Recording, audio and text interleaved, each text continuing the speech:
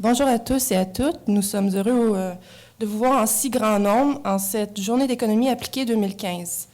Nous voulons vous remercier d'être venus écouter et appuyer les étudiants de maîtrise. La journée d'économie appliquée est, aux yeux de l'association étudiante, une occasion unique de souligner plusieurs travaux de recherche effectués au département d'économique. L'ACSUL est fier de participer à cet événement et nous aimerions remercier les centres de recherche CIRP et CREAT, l'ASDEC, ainsi que les conférenciers d'aujourd'hui pour leur appui et leur collaboration. Je vous souhaite, au nom de l'ACSUL, une excellente journée.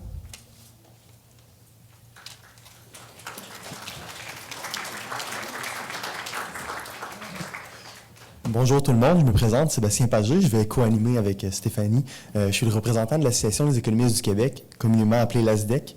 L'ASDEC est une association professionnelle à but non lucratif fondée il y a maintenant 30 ans, regroupant 500 économistes. L'association vise à développer la diffusion du savoir économique, l'éclairage des débats publics en valorisant le rôle des économistes. On est donc fiers d'être associés à cette journée. La formation de la relève fait partie des priorités de l'association. Je m'adresse ici directement aux finissants du 2e, 3e cycle qui termineront leur scolarité en 2015. L'ASDEC vous offre une année de membership gratuite pour ceux qui finissent en 2015. De plus, je voudrais rappeler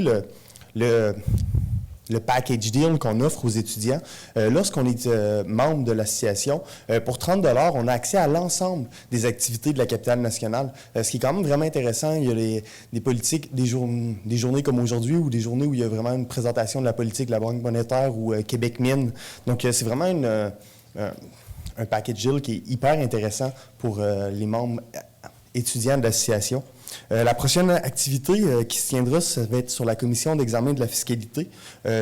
Pour avoir l'ensemble de la programmation, je vous demande d'aller voir sur le site économistquébécois.com. Vous allez aussi y retrouver les blogs où deux de nos estimés professeurs, M. Duclos et Bélanger, y participent régulièrement.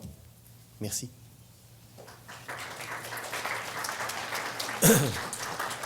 Bonjour, mon nom est Patrick Gonzalez, je dirige le CREAT qui, avec le CIRP, organise cette journée avec les étudiants et l'ASDEC aussi. Alors, c'est la 12e édition, j'étais là à la première, donc je suis très heureux de voir comment ça a tourné. Je vous souhaite tous la bienvenue et je félicite d'avance les étudiants qui vont présenter leurs travaux et je vous souhaite une excellente journée. Merci. Bonjour, mon nom est Sabine Kruger, je suis membre du Centre interuniversitaire sur les risques, les politiques économiques et l'emploi, les CIRP, bref, les CIRP. Et je suis aussi également directrice d'un axe de recherche de ce centre.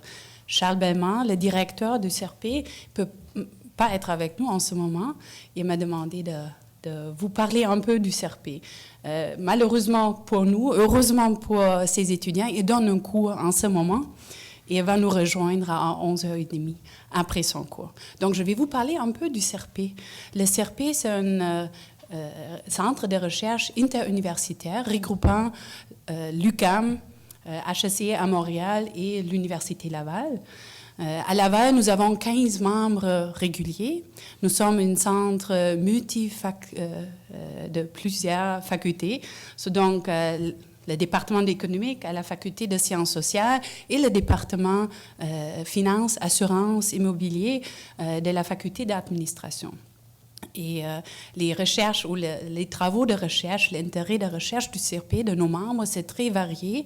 Et vous allez constater aujourd'hui aussi les travaux que nos étudiants CIRP présentent. Ça vous donne déjà un avant-goût, une idée de l'intérêt de recherche de notre centre. Et c'est très varié. Vous allez voir les travaux sur le marché du travail, éducation, santé, fiscalité et aussi la volatilité des marchés. Donc, ça vous donne une idée des intérêts de recherche du CIRP. Et c'est important aussi de mentionner la pertinence sociale de notre recherche en général, la recherche du CIRP et en particulier les travaux que vous allez voir aujourd'hui. Et j'aimerais bien finir en disant nous sommes très fiers de nos étudiants et très fiers de vous montrer ce que nous ferons aujourd'hui à une plus grande audience. Merci beaucoup. Bonne journée. Bonjour, Lucie Sanson, vice-doyenne aux études à la Faculté des sciences sociales et à l'occasion aussi professeure au département d'économie. Alors, il me fait plaisir, au nom de la Faculté des sciences sociales, de vous souhaiter la bienvenue à ces journées d'économie appliquée, édition 2015. Bon, le fait que ces journées existent depuis déjà plus d'une dizaine d'années indique jusqu'à quel point ces journées sont pertinentes, à la fois pour le département d'économique, pour la Faculté des sciences sociales et pour l'ensemble de la communauté. Ces journées identifie bien, en quelque sorte, le rôle que l'université aimerait jouer au sein de la communauté, la collaboration qu'elle aimerait établir entre les chercheurs, qu'ils soient professionnels, professeurs ou étudiants, et le milieu dans lequel elle évolue. Okay. À chaque année, les organisateurs du programme de la journée nous donnent une palette de sujets à la fois des sujets très rigoureux et aussi très variés. Et j'ai constaté que cette année, encore une fois, ça ne fera pas exception. Vous allez donc, je pense, avoir une excellente journée devant vous. Donc, j'aimerais féliciter et dire à quel point nous sommes fiers de tous les étudiants et étudiantes là, qui vont participer à cette journée, qui vont nous présenter leurs travaux de recherche. C'est important pour nous, c'est important pour l'université, pour le département et, comme je l'ai dit encore une fois, pour la faculté. Alors, comme c'est le cas, je vais vous laisser maintenant la parole à tous les participants de la journée. Je vous souhaite une excellente journée et merci encore de votre attention.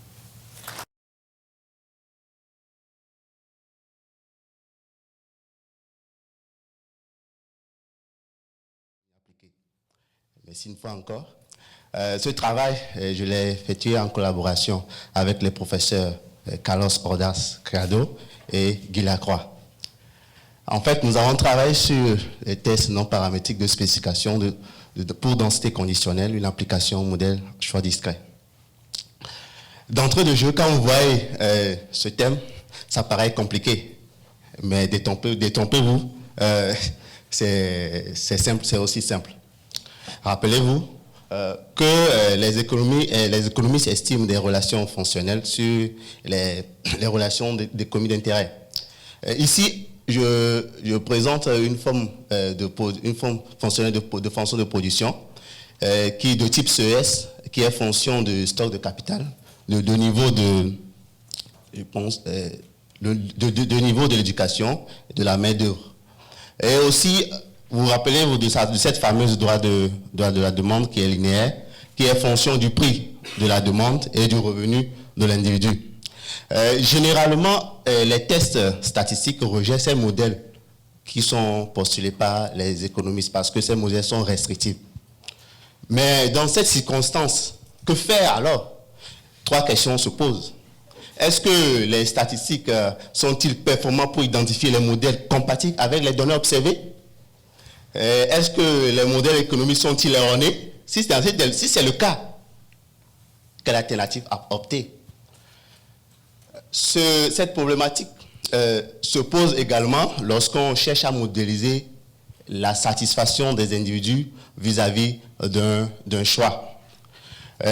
Pour cela, on modélise le modèle populaire utilisé, présume que la satisfaction de l'individu U, que l'individu U retire du choix J, est une fonction linéaire du prix de ce choix, du prix de ce choix, des attributs et les caractéristiques de ce choix, du revenu de l'individu et aussi des facteurs, des préférences qui sont inobservées.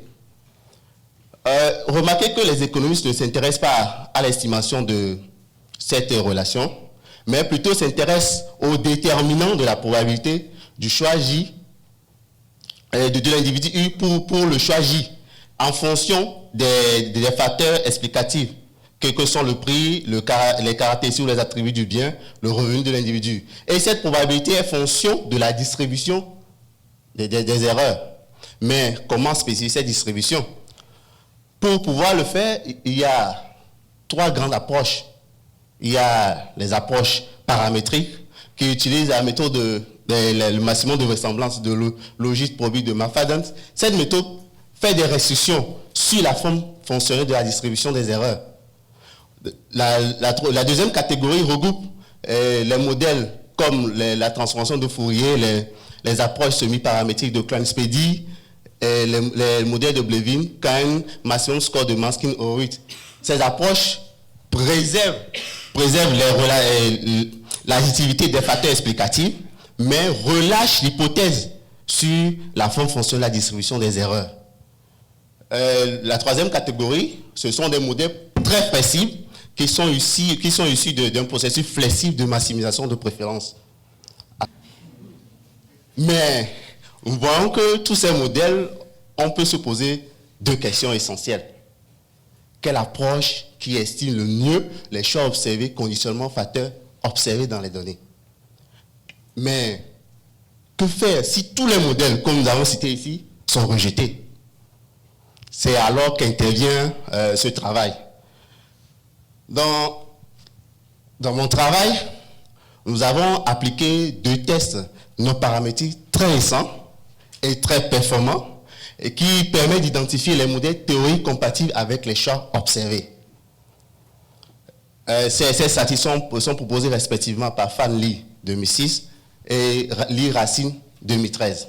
Ici, je ne vais pas aborder les considérations techniques des deux statistiques, mais plutôt on peut voir les avantages de ces tests par rapport aux tests existants. Bonne performance statistique en échantillon fini. Et ce qui est intéressant, ces tests nous disent automatiquement si les facteurs pertinents, si les facteurs explicatifs retenus par le chercheur sont pertinents. Et si tous les modèles que nous avons cités sont rejetés, ces tests nous offrent des alternatives statistiques qui permettent de mieux interpréter les résultats. Pour y arriver, j'ai testé la performance de ces tests en échantillon fini en utilisant deux outils. Il y a la taille et la puissance. Il faut rappeler que la taille, c'est la capacité du test à identifier un modèle compatible avec les choix observés lorsque le chercheur postule le vrai modèle. Et la puissance, c'est la capacité du test à identifier un modèle incompatible avec les choix observés lorsque le chercheur postule un modèle erroné. Après, je termine par une application pour pouvoir vous débarrasser de toutes ces théories et mathématiques. Nous verrons de voir que ces deux tests non paramétriques performants et dans la réalité avec des données observées dégagent que les modèles plus restrictifs n'estiment pas mieux les relations observées dans les données. Pour finir, je m'avais conclu que la capacité des deux tests non paramétriques à détecter le vrai processus générateur de données est confirmée ici. Dans le travail, nous avons montré que nous n'avons pas, puisque j'avais montré deux tests, nous n'avons pas des raisons ou de privilégier l'une des deux tests. L'un des deux tests, contrairement à ce qui est observé dans la littérature. Et l'application pratique montre que les paramètres de l'utilisation des tests jouent un rôle déterminant dans la pratique. Nous argumentons aussi dans le mémoire que la performance de ces deux tests devrait être réévaluée avec d'autres méthodes de sélection de paramètres de lissage. Sur ce, je vous remercie pour votre aimable attention.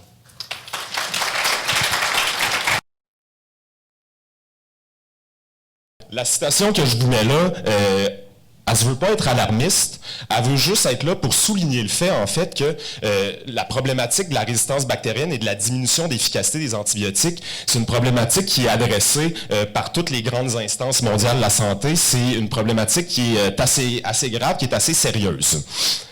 Fait que, qu'est-ce qui se passe en fait, c'est que plus on utilise un antibiotique, mais plus son efficacité diminue, parce que le concept, c'est qu'à toutes les fois que j'utilise un antibiotique, je tue une certaine quantité de bactéries qui sont susceptibles à cet antibiotique-là, et dans le système infectieux qui est présent, ça laisse plus de place pour les bactéries naturellement résistantes.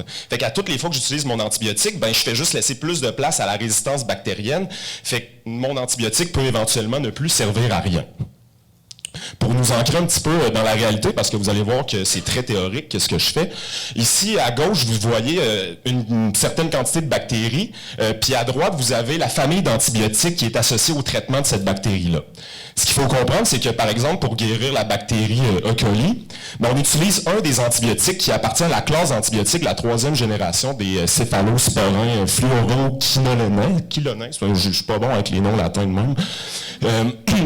Qu'est-ce qui arrive concrètement, c'est que si j'utilise un antibiotique qui appartient à cette classe-là pour guérir le E. coli, je vais faire diminuer l'efficacité de l'entièreté de la classe d'antibiotiques parce qu'on va partager, ce qu'on dit, le même réservoir d'efficacité. Ils appartiennent à la même famille.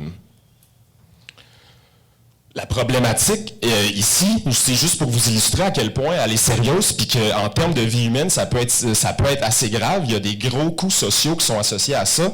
Puis là, vous avez juste les stats pour l'Union européenne puis les États-Unis. Imaginez pour les pays en développement qui n'ont pas les antibiotiques de 3e génération, mais des fois de 1re puis de 2e génération. Fait que j'espère que vous êtes convaincus là, que c'est un problème social pertinent à étudier maintenant. J'ai déjà parlé là, de la résistance, comment ça évoluait. Donc, la résistance bactérienne, il faut comprendre que c'est exactement la même chose que la perte d'efficacité des antibiotiques. C'est les deux faces d'une médaille, en fait. C'est la même chose. Je vais en parler assez indifféremment durant ma présentation. Il va falloir que vous compreniez ça. Il y a une autre distinction très importante à faire entre l'efficacité d'un antibiotique, qui va être plutôt le stock de ressources. On peut voir ça comme une mine dans laquelle j'ai beaucoup d'or. Okay? C'est aussi simple que ça. Puis on peut voir, il faut faire une distinction entre la qualité intrinsèque de l'antibiotique. Cette qualité intrinsèque-là, mais ça va juste être la quantité de bactéries que je vais être capable de tuer à toutes les fois que j'utilise mon antibiotique. Donc, plus la qualité intrinsèque est élevée, mais plus les gens vont être contents parce qu'ils tuent rapidement l'infection, mais ça va également faire diminuer plus rapidement mon réservoir d'efficacité. Donc, de ce point de vue-là, la qualité intrinsèque, c'est un peu la qualité des outils que j'aurai pour miner mon or dans ma mine d'or.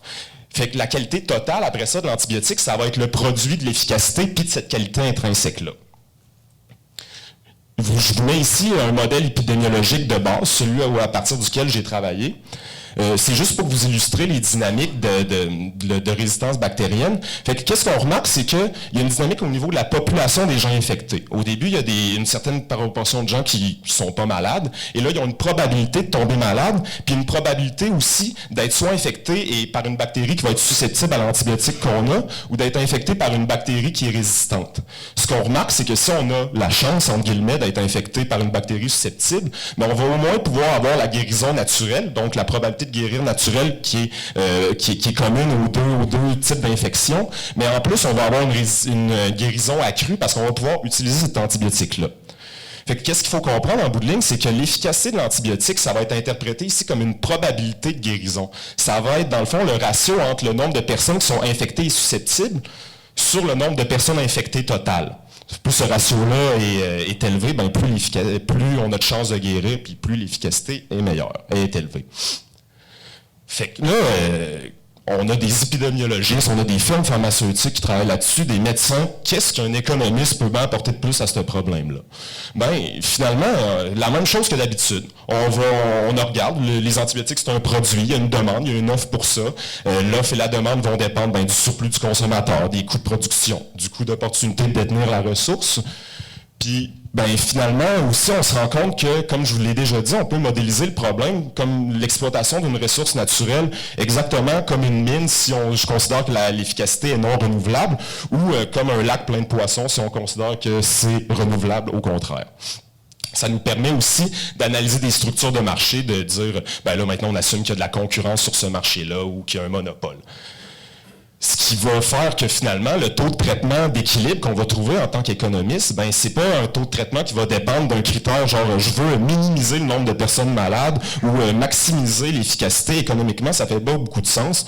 On va juste, dans le fond, avoir un taux de traitement, donc une fraction des gens qui utilisent un antibiotique plutôt qu'un autre, qui va dépendre des paramètres de l'offre et de la demande. Ça m'amène aux résultats principaux de mon modèle. Ici, on a deux équations qui ont l'air de faire vraiment peur. Là, je vais essayer de vous les expliquer. Ils sont très semblables, sauf pour une différence majeure. La valeur lambda, c'est la valeur que j'accorde au réservoir concurrent.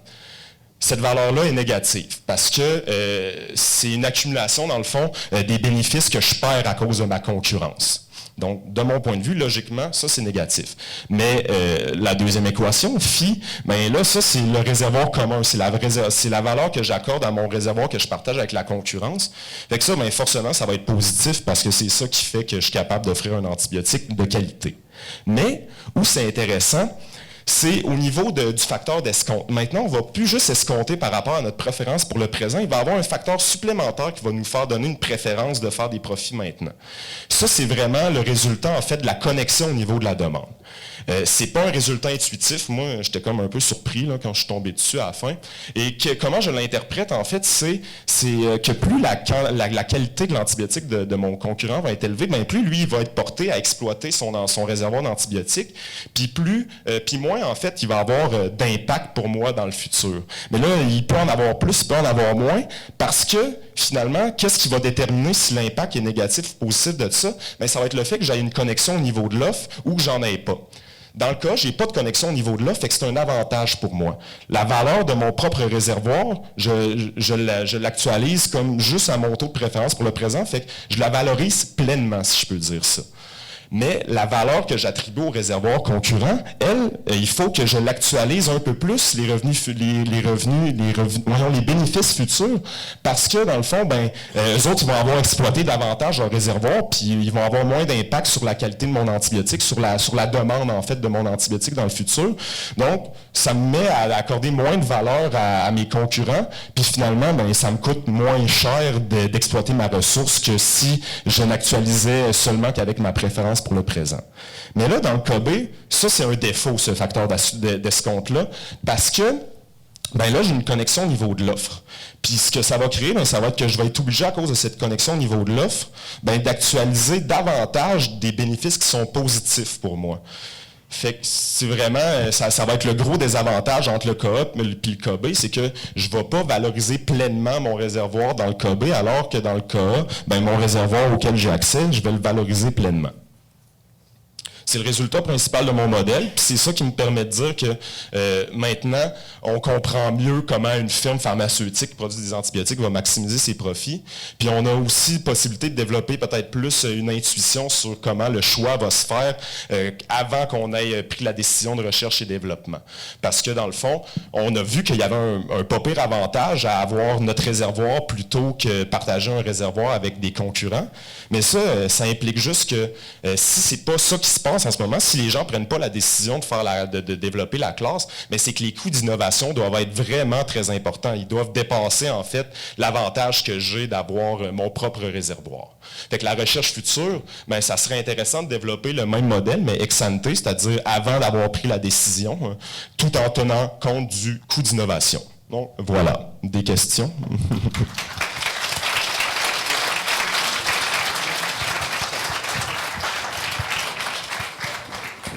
Est-ce qu'il y a des questions? Donc, bonjour à tous. Avant de commencer, je voudrais remercier mon directeur, M. Guy Lacroix, pour son aide et sa qualité d'encadrement. Donc, je vous présente aujourd'hui les résultats de mon mémoire de maîtrise qui porte sur l'impact du temps supplémentaire en milieu hospitalier sur la santé des patients. On va s'intéresser ici plus particulièrement à une unité de néonatologie, c'est-à-dire une unité spécialisée dans les soins aux nouveau-nés. La question du temps supplémentaire des infirmières sur la santé des patients est une question intéressante, notamment parce que la littérature sur le sujet n'est pas claire. Faute de temps, je ne ferai pas une revue exhaustive de la littérature, mais je vais plutôt vous présenter les résultats d'une récente revue de littérature systématique qui en venait à deux conclusions. La première, c'est que pour ce qui est de la santé des infirmières et des infirmiers qui font beaucoup de temps supplémentaire, il semble assez bien établi qu'il y a une détérioration de la santé du personnel au fur et à mesure que le temps supplémentaire augmente, que ce soit au niveau des blessures, de la fatigue excessive ou des troubles de sommeil. Par contre, au niveau des patients, il y a un flou qui existe. On pense que ce flou-là est notamment dû à des problèmes méthodologiques. Il existe principalement deux types de recherches dans la littérature qui portent sur ce sujet-là. Le premier type de recherche, ça va être des analyses transversales qui vont comparer différentes unités de soins entre elles, que ce soit des hôpitaux ou des unités de soins intensifs, par exemple. La principale critique qui est faite à l'endroit de ces analyses-là, c'est qu'il y a souvent un problème de variables omises, que ce soit, par exemple, le niveau de la qualité de la technologie dans les différentes unités, ou tout simplement l'organisation spatiale de ces unités-là. Donc, nous, on répond à cette première critique-là puisque nos données viennent tout simplement de la même unité. Ensuite, il existe un deuxième type de recherche dans la littérature qui va s'intéresser plus particulièrement aux patients et aux infirmières et qui vont essayer de voir en suivant ces unités-là comment que le temps supplémentaire, l'exposition au temps supplémentaire affecte la santé des patients. Le problème de ces études-là, c'est qu'ils contrôlent rarement pour un possible problème d'endogénéité. Problème d'endogénéité, puisqu'on peut penser qu'un patient qui va être exposé à davantage de temps supplémentaire peut avoir des effets adverses sur sa santé parce que les infirmières sont moins concentrées, plus fatiguées.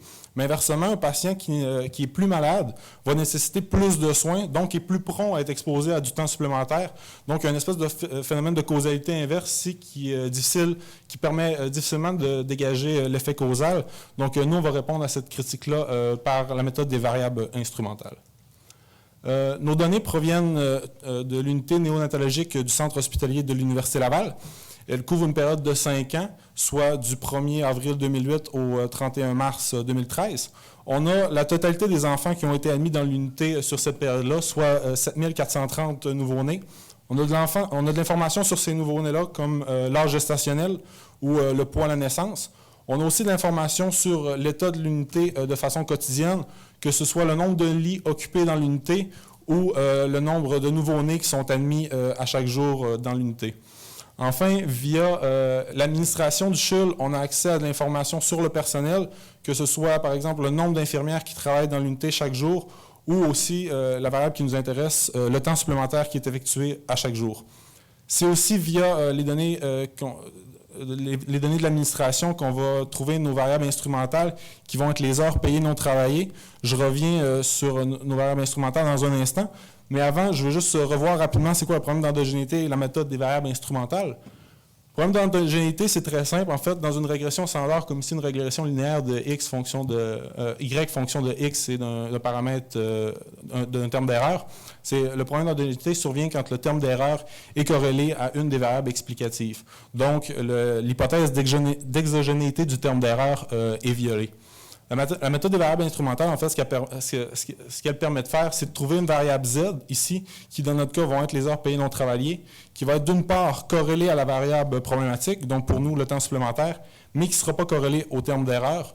Donc ce qu'on fait, c'est qu'on utilise les variations dans la variable instrumentale pour expliquer une partie de la variation dans la variable problématique. De façon concrète, comment on fonctionne en 2 étapes. On fait une première régression de la variable problématique sur ces instruments et sur le reste des variables qui ne causent pas de problème. On va récupérer la projection de cette première régression-là et on va introduire la projection dans la régression principale qui sera maintenant purgée de l'effet endogène. Ça, c'est la méthode standard par introduction de la projection. La méthode que nous, on utilise, c'est une méthode alternative qui va plutôt conserver le résidu de la première régression et qui va intégrer le résidu dans la régression principale. Il y a 2 avantages à cette méthode-là. C'est que le premier, c'est qu'on peut tester par un test d'Hausman si les résidus sortent significatifs, donc s'il y a effectivement un problème d'endogénéité dans notre modèle. Le deuxième avantage, c'est qu'il a été démontré que ces méthodes-là convergent plus rapidement. Donc, nous, les instruments qu'on va utiliser, ce sont les heures payées non travaillées. Comme leur nom le dit, les heures payées non travaillées, ce sont des heures qui vont être rémunérées auprès du personnel sans que celui-ci soit sur le plancher à administrer des soins. On peut penser par exemple à des libérations syndicales, des libérations pour l'enseignement ou encore des congés de maternité. Pourquoi les heures payées non travaillées sont corrélées au temps supplémentaire? C'est simplement que sur la feuille de travail, il y a 6 infirmières qui sont planifiées, qui sont rémunérées, mais il y en a seulement 5 qui vont effectuer des soins, donc il faut en faire rentrer une supplémentaire pour remplacer celle qui n'est pas là. Donc souvent, ça va passer par le temps supplémentaire. Donc si on se fie au test d'Hausman, puis que ça c'est notre bon modèle, il semble également que le temps supplémentaire ait un impact positif, donc augmente la probabilité de subir un accident. Et comme le modèle précédent, l'essentiel des autres variables explicatives, les coefficients, de même que les niveaux de significativité, n'ont pas changé. Donc, il y a certaines limites dans notre modèle. J'ai oublié de le dire, mais je vous le dis maintenant. Un enfant, quand il est admis à l'unité de soins, chaque jour, il est attribué à une infirmière spécifique qui doit s'occuper de lui durant le séjour. Cependant, nous, ce qu'on a comme heures supplémentaires, c'est les heures supplémentaires qui sont faites dans l'ensemble de l'unité. Donc, il y a possiblement une limite là, parce que le temps supplémentaire, ce n'est pas forcément celui de l'infirmière qui doit s'occuper de l'enfant. Cependant, comment on répond à ça? C'est que si en théorie, l'enfant est attitré à une infirmière, en pratique, le travail d'équipe est fondamental dans l'unité. Supposons qu'une infirmière a 3 enfants à s'occuper, puis un des enfants tombe en détresse, il a besoin de soins immédiats, l'infirmière va référer ses 2 autres enfants à ses collègues pendant qu'elle s'occupe spécifiquement de l'enfant problématique. De façon plus simple, les infirmières vont prendre des pauses, vont aller dîner, donc indirectement, l'enfant va être exposé au temps supplémentaire de l'ensemble de l'unité. Une autre limite qu'on a, c'est par rapport à notre modèle portant sur les infections. La date qu'on utilise pour la date d'infection contractée, c'est la date du test de bactériémie. Cependant, il y a possiblement une fenêtre de 2 ou 3 jours avant cette date-là, durant laquelle l'infection pourrait avoir été contractée. Ce n'est pas nécessairement la date du test même. Donc, il y a peut-être un problème là. On a essayé d'introduire des variables retardées sur 2 et 3 périodes pour essayer de capter cet effet-là. Et aucune des variables retardées qu'on a inclus ne sortait significative. Et notre paramètre, de même que notre niveau de significativité sur nos heures supplémentaires, le jour du test, n'a jamais changé. Donc, c'est pour ça qu'on a gardé la spécification que je vous ai présentée.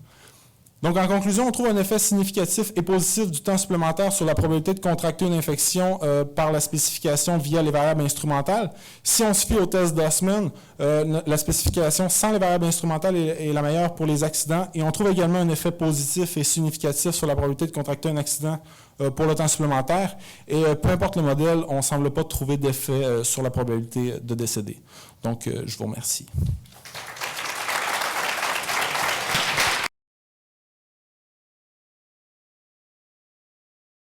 Je présente un travail qui s'intitule « Étude empirique du profil de rémunération des diplômés de maîtrise du département d'économique ». Donc, en toile de fond de ce thème-là, on voudrait répondre essentiellement à une question.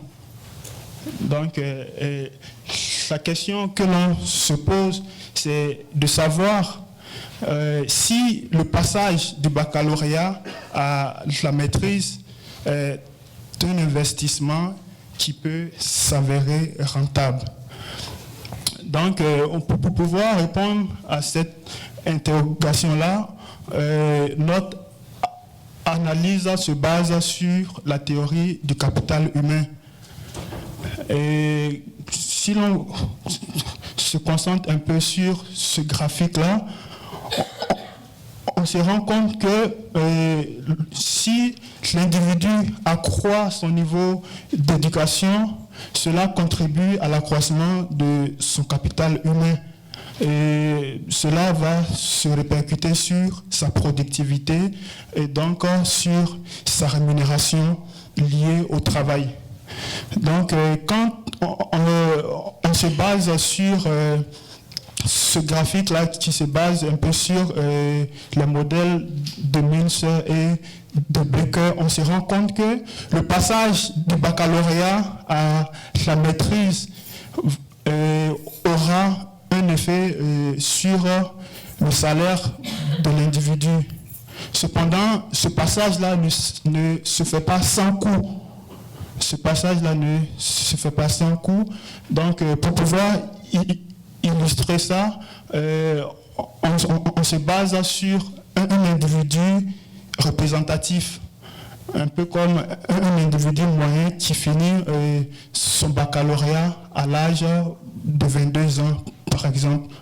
Donc, quand il finit son baccalauréat, il y a 2 options qui s'offrent à lui. Donc, soit faire la maîtrise moyennant un coût que l'on note ici de façon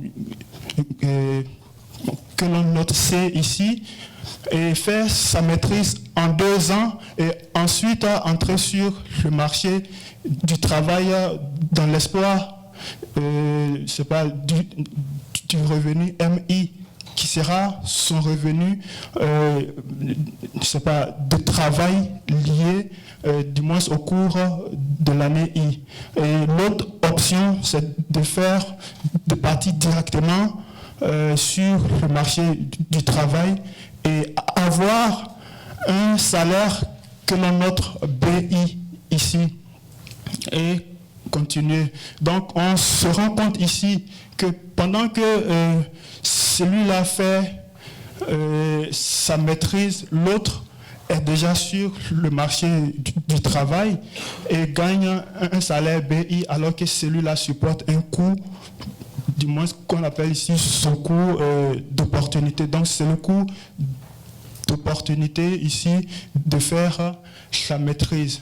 Donc le but de notre travail, c'est de voir à partir des données du département d'économique, de savoir si le supplément de gain espéré ici pourra suffire à combler ces coûts-là durant sa carrière de travail.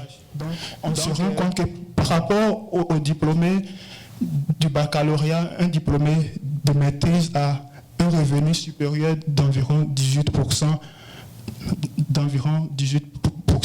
Et l'expérience contribue aussi à une hauteur maximale de 7%.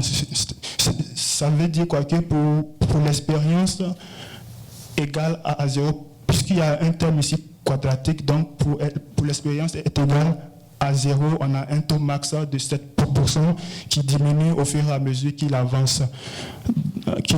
Donc on se rend compte que les hommes ici gagnent en moyenne un revenu supérieur de 14,8% par rapport aux femmes. Et le secteur a un effet qui n'est pas très significatif, mais on se rend compte quand même qu'il a un signe qui est moins, quoi. Donc, à partir de ces coefficients-là, on arrive à générer des profils de rémunération en fonction de l'expérience. Donc, on se rend compte quoi que pour une année d'expérience fixée, un diplômé de maîtrise a un revenu supérieur à un diplômé de baccalauréat pour des années fixées. Maintenant, quand on regarde le profil de rémunération, c'est-à-dire à la sortie du baccalauréat ici, on a ici celui qui fait sa maîtrise perçoit pendant cette période-là, on suppose qu'il a un revenu qui est nul pendant ces 2 ans-là. Et pendant ce temps, l'autre a un revenu ici qui est un peu moins de 40 000. Et à la suite des 2 ans, il obtient un revenu qui dépasse l'autre. Donc finalement, le bénéfice net de faire sa maîtrise va être compris entre cette courbe-là et les coûts supportés, du moins les coûts indirects, le coût de renonciation va être la portion qui est en bas ici. Donc le différentiel maximal que l'on peut avoir ici, c'est autour de 22 751 selon nos calculs. Et il obtient autour de 35 ans d'expérience. Donc finalement, on calcule notre R et on se rend compte que ce soit chez les hommes ou chez les femmes, la différence n'est pas très grande, mais il demeure que le rendement des femmes est plus grand que celui des hommes. Ça veut dire que l'impact du diplôme de maîtrise est plus grand chez les femmes que chez les hommes. Et on se rend compte aussi que l'impact dans le secteur public est plus élevé. Donc, pour un individu qui a un taux de préférence pour le présent qui est inférieur à 7,38, du moins qui est assez patient, et il pourra se donner la peine de faire un baccalauréat et du moins sa maîtrise. Maintenant, s'il a une préférence qui est supérieure à 7,38, il va préférer y renoncer et se contenter de son diplôme du baccalauréat. Des études similaires ont été réalisées à l'échelle du Québec et par Fayankou en 2010 et il obtient pour les femmes un rendement de 7,4 et 5,9 et par Stack à l'échelle du Canada, il obtient aussi des rendements de 9,1 pour les femmes et 3,2 pour les hommes. Donc, dans notre échantillon de base, du moins, on a essayé de prendre en compte d'autres hypothèses ici. C'est-à-dire, pendant que l'individu fait sa maîtrise, du moins dans l'hypothèse initiale, on supposait qu'il avait un revenu nul. Ça veut dire qu'il ne gagne rien. Alors qu'en réalité, l'individu peut travailler et avoir un salaire pendant qu'il fait aussi sa maîtrise. Donc ici, on a considéré un scénario dans lequel l'individu gagne un salaire égal au tiers de ce qu'il aurait s'il était déjà sur le marché du travail, et on obtient un rendement qui est légèrement plus grand, en hausse d'environ 2 points de pourcentage. Maintenant, en excluant les individus qui ont fait d'autres études ailleurs, on obtient ici un rendement de 10,22. Et finalement, on a essayé de calculer le rendement social, c'est-à-dire le rendement qui tient compte du coût réel de la scolarisation, donc en tenant compte des subventions que l'État alloue pour le passage du baccalauréat à la maîtrise, et on obtient 5,23%. Le rendement là est plus petit que le rendement privé à cause du coût qui est un peu atténué du fait des subventions. Donc finalement, l'étude comporte quelques limites liées entre autres à la représentativité de l'échantillon qui n'est pas forcément garantie, puisque c'est pas basé sur un sondage probabiliste pour pouvoir interroger ceux qui ont eu à répondre. Il y a aussi la taille de l'échantillon qui est assez faible, et finalement la présence éventuelle de biais de sélection, parce que on est parti d'une hypothèse qu'a priori tout le monde peut faire la maîtrise, alors qu'il y aurait des possibilités. Donc ici, il y a une auto-sélection. Peut-être que ceux qui font la maîtrise là sont des gens qui ont des habiletés que ceux qui n'ont pas le baccalauréat ont. Donc ça pourrait aussi agir sur les calculs qu'on a.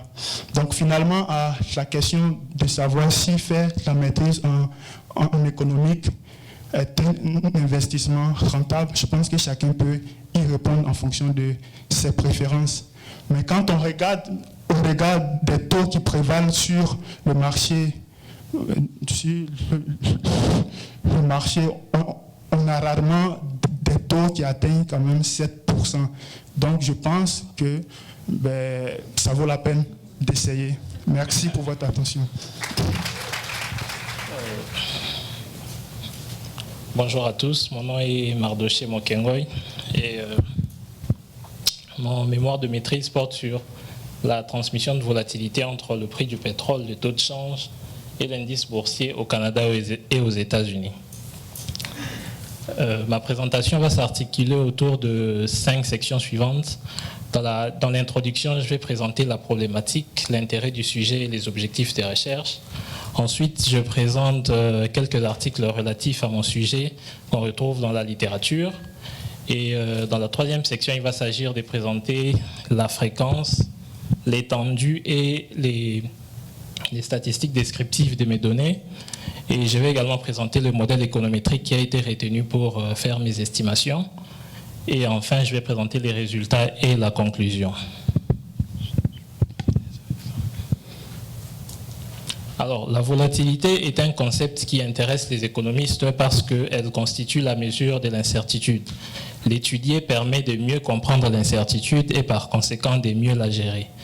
Et dans le cadre de mon étude, je me suis intéressé essentiellement aux volatilités du prix du pétrole, du taux de change et de l'indice boursier parce que des études empiriques montrent que chacune de ces volatilités influence un certain nombre de variables macroéconomiques qui sont directement liées au cycle et au cycle économique.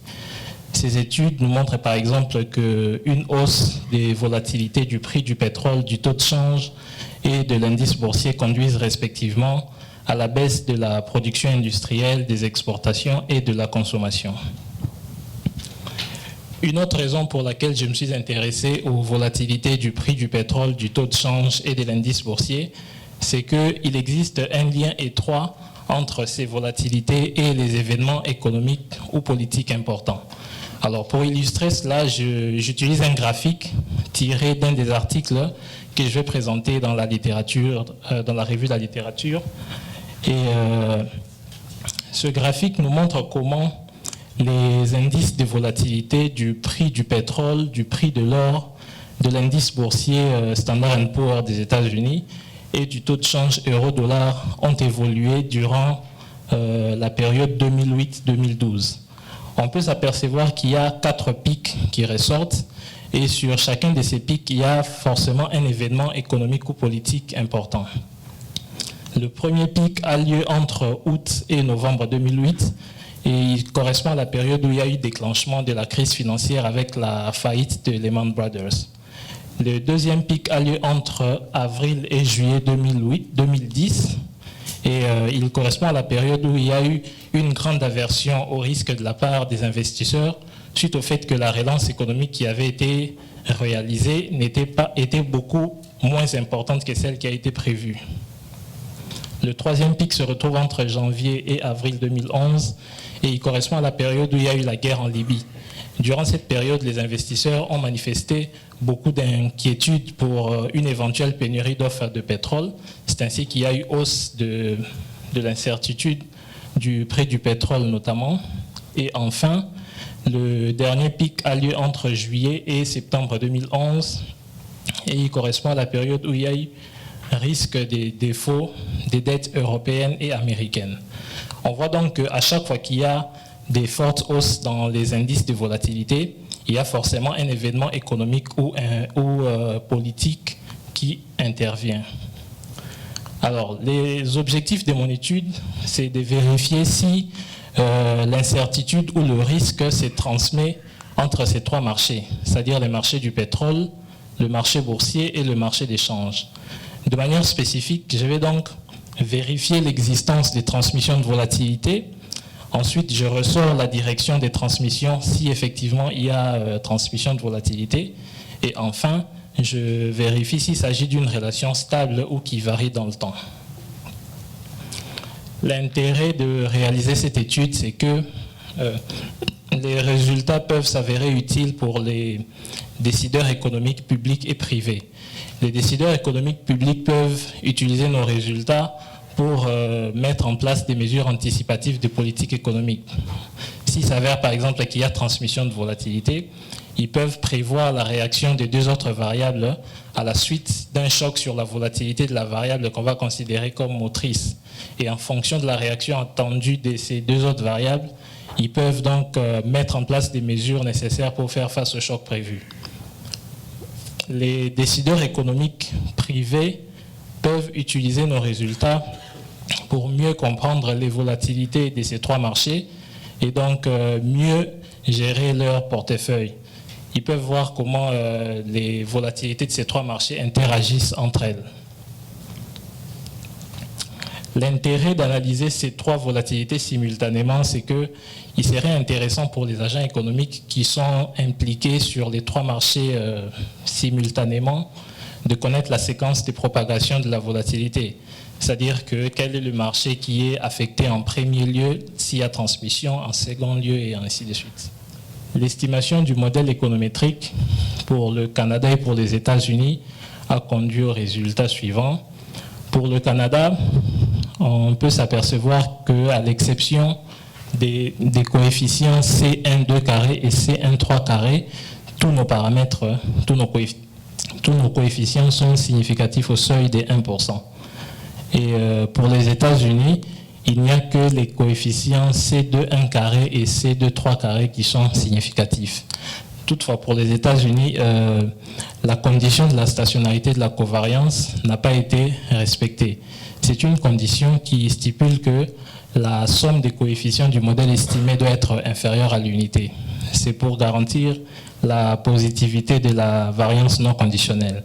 Et comme cette condition n'est pas satisfaite, on ne peut donc pas utiliser les résultats qu'on a obtenus avec ce modèle pour interpréter pour les États-Unis. On ne va considérer les résultats que du Canada. Schématiquement, la transmission de volatilité se présente comme suit. On voit qu'il y a une transmission unidirectionnelle allant de l'indice boursier au prix du pétrole qui est positive, une autre qui est négative allant du taux de change vers le prix du pétrole et une transmission bidirectionnelle entre l'indice boursier et le taux d'échange. à signe contraire. Quand on regarde de près ce graphique, on peut s'apercevoir qu'il y a deux séquences de transmission impliquant successivement les trois marchés qui apparaissent. La première est celle dont la volatilité se transmet en premier lieu de l'indice boursier au taux de change et la deuxième du taux de change au prix du pétrole. La deuxième séquence, c'est celle dont la volatilité se transmet en premier lieu du taux d'échange vers l'indice boursier et ensuite de l'indice boursier vers le prix du pétrole. Il s'ensuit donc que pour le Canada, lorsqu'il y a une transmission de volatilité impliquant successivement les trois marchés, les deux marchés qu'on peut considérer comme moteurs, c'est-à-dire ceux qui sont à la base de la transmission de ces volatilités, ce sont les marchés boursiers et le marché d'échange. Alors la prochaine étape, c'est de vérifier si ces résultats sont stables dans les temps. Pour ce faire, j'ai subdivisé ma période en 3 sous-périodes et la subdivision a été faite en se basant sur les 2 grandes crises qu'il y a eu au cours de la décennie 2000-2010. Et il y a eu la crise en 2001-2002 suite au crash boursier et la deuxième crise, c'est celle financière de 2008. Les résultats des sous-périodes nous montrent que pour le Canada, les sous-périodes 1 et 2, aucun paramètre n'est significatif, ce qui veut dire qu'il n'y a pas de transmission de volatilité pour les 2 sous-périodes. Pour la sous-période 3, il y a un coefficient significatif. Pour les États-Unis, pour la première période, la stationnarité de la covariance n'a pas été satisfaite, donc on ne considère pas ces résultats et on prend en compte uniquement les résultats des périodes 2 et 3, où on peut s'apercevoir qu'il y a quelques paramètres qui sont significatifs. Et les transmissions de volatilité peuvent être représentées avec ces schémas. Pour le Canada, donc, il y a une transmission unidirectionnelle pour la période 3, allant de l'indice boursier au prix du pétrole. Et pour les États-Unis, il y a des transmissions bidirectionnelles. Donc, ce qu'on peut retenir de ces résultats en sous-période, c'est qu'ils sont différents des résultats obtenus pour la période totale.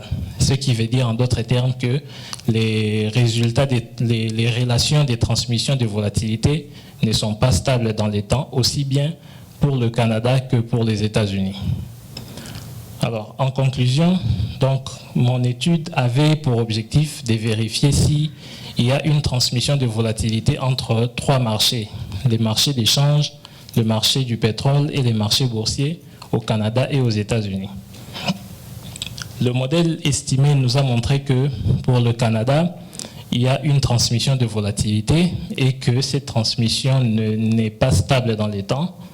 Et il a également été ressorti que les marchés boursiers et d'échange constituent les marchés moteurs pour toute la période, car ce sont les 2 marchés qui sont à la base des transmissions de volatilité qu'on a ressorties. Et pour les États-Unis, on a considéré uniquement les résultats des périodes 2 et 3, puisque pour les autres périodes, la condition de stationnarité de la covariance n'a pas été satisfaite. Et donc, en prenant en compte uniquement les résultats des périodes 2 et 3, on a vu qu'effectivement, il y a transmission de volatilité et que ces transmissions ne sont également pas stables dans les temps comme pour le Canada. Donc, en gros, voilà ce sur quoi mon mémoire de maîtrise a porté et merci pour votre attention.